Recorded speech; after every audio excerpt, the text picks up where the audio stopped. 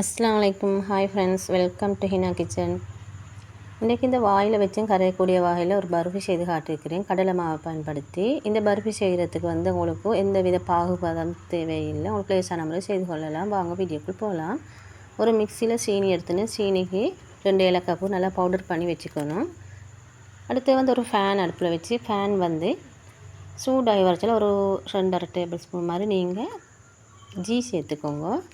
உங்களுக்கு பட்டர் சேர்க்கணும்னு கேட்டால் இல்லை, கீயே தான் இது கட்டாயம் சேர்க்கணும். கீ சேர்த்து நல்லா அது மெல்ட் ஆகி வரணும்.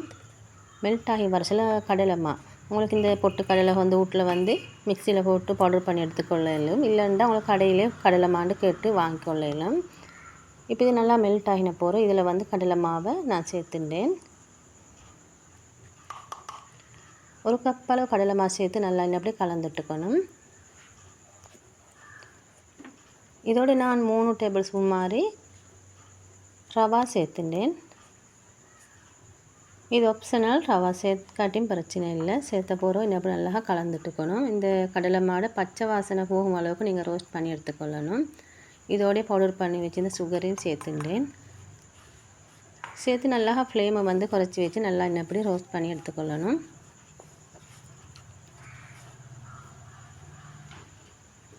இதுக்கு ஒரு பிஞ்ச் அளவு நான் உப்பையும் சேர்த்துனேன். அப்போ தான் அந்த இனிப்பு எல்லாம் நல்லா தூக்கலாக காட்டும். இப்போ இதெல்லாம் நல்லா ரோஸ்ட் பண்ணி எடுத்துக்கொள்ளணும். இன்னப்படி இது ரோஸ்ட் பண்ண சொல்ல இன்னப்படி நல்லா கரைஞ்சி வரும். ஏண்டாவில் சீனி சேர்த்துக்கிறதால கொஞ்சம் கரைஞ்சி வரும். இல்லாட்டி கரையிலன்னா நீங்கள் ஒரு டீஸ்பூன் மாதிரி வாட்டர் சேர்த்துக்கோங்க. சேர்த்து இன்னப்படி கலந்துட்டுக்கொள்ளணும்.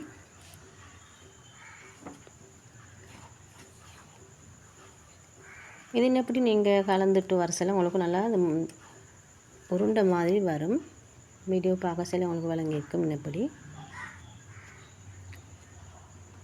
நீங்கள் கைவிடாமல் இன்னப்படி கிளறிண்டே எடுக்கணும்.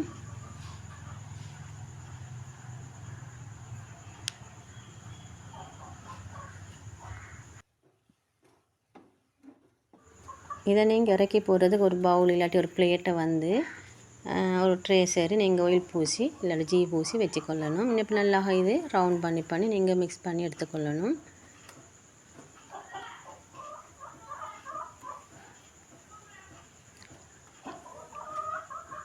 ஒரு 10 நிமிஷத்தில் இது ரெடி ஆகிடும். இப்போ இதை நான் இந்த ட்ரேக்கு மாற்றிட்டேன்.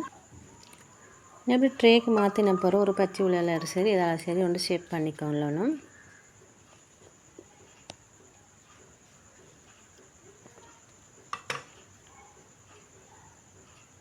இப்படி ஷேப் பண்ணின பிறகு இதுக்கு மேலே உங்களுக்கு வேண்டிய நெட்ஸ் போட்டுக்கொள்ளலாம். நான் இதுக்கு பாதம் இருந்துச்சு, அதைத்தான் சின்னதாக கட் பண்ணி போட்டுட்டேன். உங்களுக்கு கஜு இருந்து அதையும் போட்டுக்கொள்ளலாம். போட்டு நல்லா இன்னப்படி எல்லாம் இன்னப்படி ஒரு ஷேப் வர அளவில் நீங்கள் இன்னப்படி ஷேப் பண்ணி எடுத்துக்கொள்ளணும்.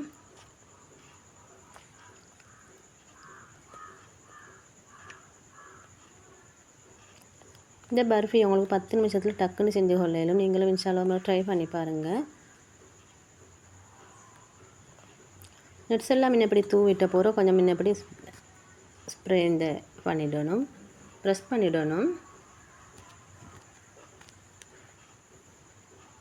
அப்போ தானே அந்த பர்ஃபிலேருந்து அதெல்லாம் கலண்டு வராமல் இருக்கும். அதோடு நல்லா ஒட்டி கொண்டு இருக்கும். இப்போ நீங்கள் இதை இப்படி ஷேப் பண்ணி விட்ட பிறகு உங்களுக்கு இதை ஒரு ஹவர் 2 ஹவர் வச்சு உங்களுக்கு இதை கட் பண்ணி எடுத்துக்கொள்ளலாம். எப்படின்னு கட் பண்ணி காட்டுறேன்.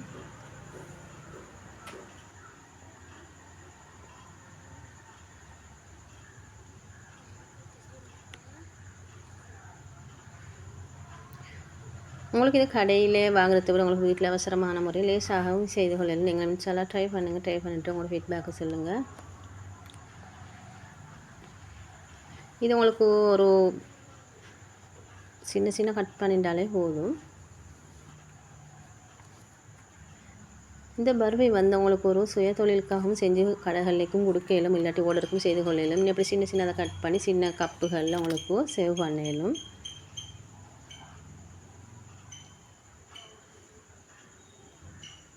ஹோம்மேட் பர்ஃபின்டா மிச்சம் பேர் வாங்கி சாப்பிடுவாங்க. ஏண்டா அதில் ஒரு கெமிக்கல் அதை ஒன்றும் சேர்க்குறது இல்லாதால் எல்லாம் இப்படித்தான் கட் பண்ணி எடுத்துட்டு உண்மையில் நல்லா டேஸ்ட்டாக அமைச்சிது. சரியான பதத்தில் இருந்துச்சு இந்த பர்ஃபி. நான் இப்படி உடச்சி காட்டுறேன் எப்படின்ட்டு. இந்த வீடியோ பிடிச்சிருக்குன்னு நினைக்கிறேன். பிடிச்சிருந்தால் லைக் பண்ணிக்கோங்க, மறக்காமல் சப்ஸ்கிரைப் பண்ணிக்கோங்க. இன்னும் ஒரு அழகான வீடியோ சந்திக்கும் வரை தேங்க்ஸ் ஃபார் வாட்சிங்.